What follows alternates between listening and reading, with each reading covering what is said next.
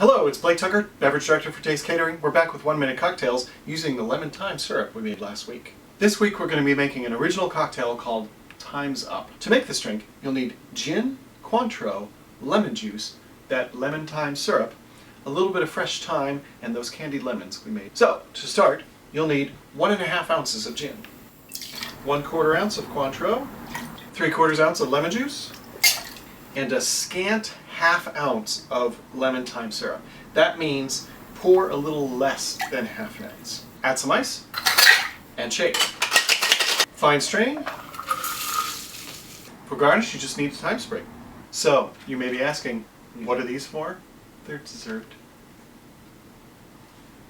For more advanced recipes, follow me, Booze Freaks, on Instagram and YouTube. Taste Catering has created Hospitality Helps. We're providing meals to people in need during the pandemic. Please donate if you can, and if not, spread the word. Thanks for watching.